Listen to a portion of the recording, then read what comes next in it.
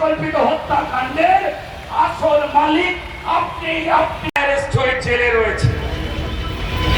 মমতা বন্দ্যোপাধ্যায় বারবার মিথ্যে কথা বলেছে।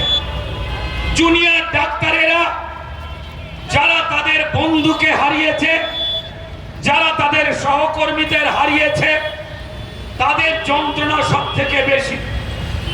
আর যে বাবা মা 31 বছর বয়সে তার তরতাজা কন্যা সন্তানকে হারিয়েছেন, তাদের দুঃখ আরো বেশি। তাই প্রতিবাদে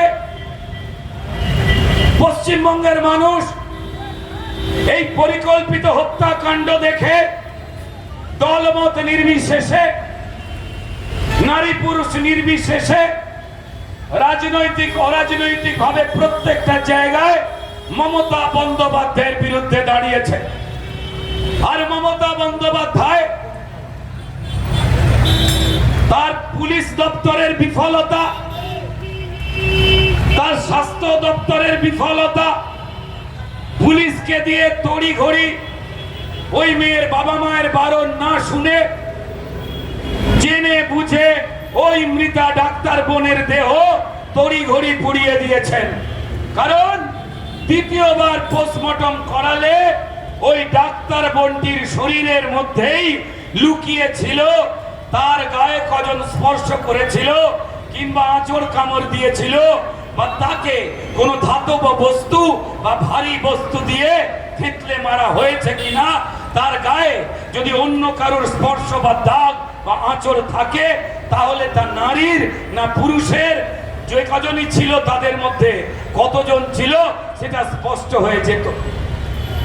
মাননীয় মুখ্যমন্ত্রী মমতা বন্দ্যোপাধ্যায়, জানি আপনারা কয়লা বালি গরু পাচার করতে খুব পটু, আপনারা অত্যন্ত বুদ্ধিমানতার সঙ্গে যত 2 নম্বরী কাজ আছেন সেই কাজ আপনারা করেন। কিন্তু এই গরু পাচার করতে করতে মাননীয় মুখ্যমন্ত্রী তৃণমূল নেত্রী মমতা বন্দ্যোপাধ্যায় এত গরু পাচার করতে করতে আপনাদের চোখের সামনে আপনারা পশ্চিমবঙ্গের মানুষকেও খালি গরু গরু গরু গরু দেখছেন, তাই আগড়াম বাগড়াম এমন সমস্ত কথা বলছেন, তাতে আপনারাই শুধুমাত্র এই সঞ্জয় রায় একটা ওই ধনঞ্জয় স্টাইলে ফাঁসি দিয়ে লটকে ঝুলিয়ে দাও মুরগিকে খুঁজে পাওয়ার পরে যেভাবে বাকি তথ্য প্রমাণ লোপাট করিয়েছেন, তার দ্বারাই প্রমাণিত হয়ে যায় যে সঞ্জয় রায় একা নয়, তৃণমূল ঘনিষ্ঠ আরো ক্রিমিনালেরা এই হত্যাকাণ্ডের সঙ্গে জড়িত, না হলে আপনার এত দরদ হতো না। মাননীয় মুখ্যমন্ত্রী, আমরা যখন কথা বলছি একটু আগে লাইভ স্ট্রিমিং এ অর্থাৎ সরাসরি সম্প্রচারে আমাদের যখন জুনিয়র ডাক্তারের ভাইরা যারা আমাদের এই মৃতা ডাক্তার বোনটির সহকর্মী, যাদের যন্ত্রণা তিলোত্তমার বাবা মায়ের পরেই যন্ত্রণা, তারা 5 দফা দাবি নিয়ে আপনার কাছে গিয়েছিলেন, তারা লাইভ স্ট্রিমিং চেয়েছিলেন। বিশ্বাস করুন মাননীয়া, আপনাকে যারা মিথ্যেবাদী বলছে তারা দুষ্টু, আপনাকে যারা মিথ্যেবাদী বলছে তাদের কপালে চুল ঢোক। মাননীয় মুখ্যমন্ত্রী, আপনাকে যারা মিথ্যেবাদী ষড়যন্ত্রকারী বলছে তাদের ভুরুতে আঙুল গজাক, আমি অভিশাপ দিচ্ছি।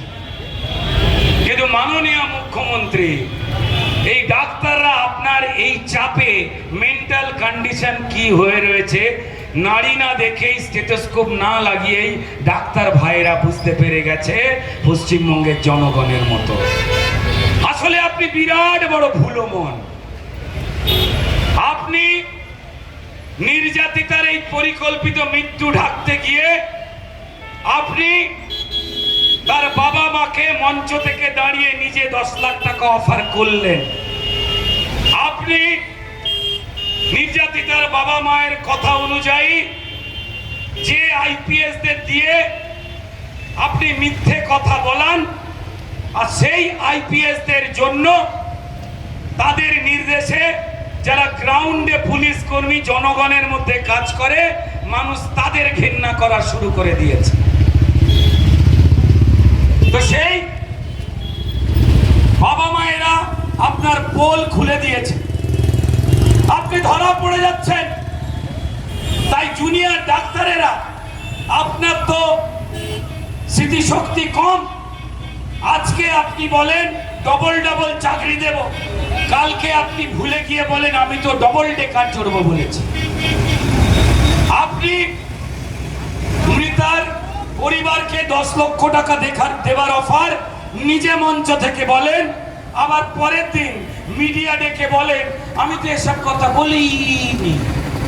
তাই আপনার এই সরল মন 71 বছর বয়সে শিশুর থেকেও সরল পশ্চিমবঙ্গের মানুষ বুঝতে পেরে গেছে। ও এই এত সরলতা নিয়ে মুখ্যমন্ত্রী পশ্চিমবঙ্গে কোনো বাচ্চাও জন্মায় না যে সরলতা আপনার রয়েছে মমতা বন্দ্যোপাধ্যায়। আপনি যে এত সরল, কাল 10 লক্ষ টাকা ঘুষ দেবেন মঞ্চ থেকে বলে আবার পরের দিন যে পাল্টি খেলেন, থুড়ি পাল্টি খাওয়া আপনাকে বলা যাবে না, কারণ আপনি সদ্য জন্মানো শিশুর থেকেও সরল। তাই ডাক্তারদের কথায় আপনি হচ্ছেন ভুলো মন। তো যাতে আপনি ডাক্তারদের সঙ্গে মিটিংয়ে ক্যামেরা ছাড়া কি কি গল্প দিলে তারা যেই জিজ্ঞেস করবে আপনাকে বিনীত গোয়েল কি ভাবে এই 3-4 দিনে তদন্তের নামে প্রমাণ লোপাট করেছে, যাতে কেউ না জানতে পারে, যাতে এই সন্দীপ ঘোষ সে এই হাসপাতালে বিভিন্ন রকম দুর্নীতি করে আপনাকে কোন চাল কলাটা পৌঁছে দিত, যে কারণে তার বিরুদ্ধে হাজার দুর্নীতির পরেও মমতা বন্দ্যোপাধ্যায় আপনি তাকে ওই চেয়ারে রেখে দিয়েছেন। কেন আমাদের ডাক্তার বোনের যে এফআইআর পুলিশ তার বাবার কথায় চাপে পড়ে করলো, সেখানে উইলফুল রেপ অর্থাৎ সম্মতি সূচক ধর্ষণ, এ কথা বাবার জন্মে কেউ শোনেনি। আপনার সরল মন, তাই সরল ভাবে জিজ্ঞাসা করছে, ডাক্তাররা এটা জিজ্ঞেস করছে, চেষ্টা করছে।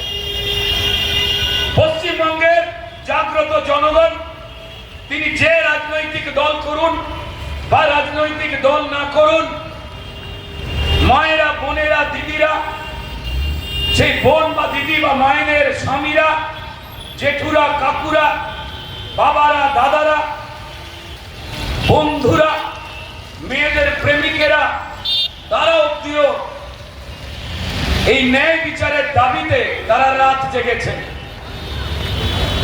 এই রাত জাগা দেখে মমতা বন্দ্যোপাধ্যায় তিনি ভয় পেয়ে গেছেন। আপনারা সকলেই জানেন যে মৃতদেহ সকালবেলা 10:30টায় দেখবার পরে রাত্রিবেলা 12টায় না ওই হাসপাতাল যেখানে কর্তব্যরতা ছিলেন আমাদের ডাক্তার তিলোত্তমা অভয়া বোন, স্বাস্থ্য দপ্তর এফআইআর করেনি, যা বিস্ময়ের থেকেও অনেক বড় এবং যা চক্রান্তের প্রমাণ দেয়। এমনকি ওই থানাতে, ওই হাসপাতালে পুলিশের চৌকি অর্থাৎ পুলিশ থাকা সত্ত্বেও পুলিশ এই সকালবেলা দেহ জানবার পরেও, দেখবার পরেও তারা নিজেরা এফআইআর দায়ের করেনি। মেয়েটির বাবা এবং মাকে আপনারা সবাই জানেন, হাসপাতাল থেকে বিভিন্ন রকম বিভ্রান্তিকর ফোন গিয়েছিল। একবার বলা হয়েছিল যে আপনার ডাক্তার মেয়ে কাজ করতে করতে অজ্ঞান হয়ে গেছে, একবার বলা হয়েছিল আপনার মেয়ের শরীর খারাপ, তাড়াতাড়ি আসুন। বাবা মা বারবার জিজ্ঞাসা করেছেন যে কি হয়েছে একটু বলুন। যেহেতু গল্প এবং চিত্রনাট্য, মমতা বন্দ্যোপাধ্যায় তখনও তাকে দেহ দেখতে দেয়া হয় না, তখন দেহের কাছে কারা পৌঁছে গেছে। বন্ধুরা মাথায় রাখবেন, আমরা যা যা মার্ডার মিস্ট্রি দেখি সিনেমাতে, ওয়েব সিরিজে, তার থেকে বেশি খুন এবং অপরাধ এই শাসক দল তৃণমূলের তত্ত্বাবধানে মমতা বন্দ্যোপাধ্যায়ের পরিচালনায় পশ্চিমবঙ্গবাসী দর্শকের মতো আমরা রোজ দেখি আর আমরা অপেক্ষা করি এই মৃত্যুর যে বাস্তব সিনেমা মমতা বন্দ্যোপাধ্যায় তার ক্রিমিনাল তৃণমূলী ভাইদের দিয়ে এবং যে পুলিশ ক্রিমিনালদের না ধরে ক্রিমিনালদের গার্ড করতে ব্যস্ত রয়েছে তাদের দিয়ে তিনি এই চিত্রনাট্যের ডায়লগ লেখান। মমতা বন্দ্যোপাধ্যায় বিনীত গোয়েলের পদত্যাগ গ্রহণ করেননি, তিনি নাকি চাইছেন না। মমতা বন্দ্যোপাধ্যায় এই পাপিষ্ট ডাক্তার যাকে মমতা বন্দ্যোপাধ্যায় পুলিশ অ্যারেস্ট করলো না, অ্যারেস্ট করলো সিবিআই। শুধুমাত্র সন্দীপ ঘোষ নয়, সন্দীপ ঘোষের আরো চালা চামুন্ড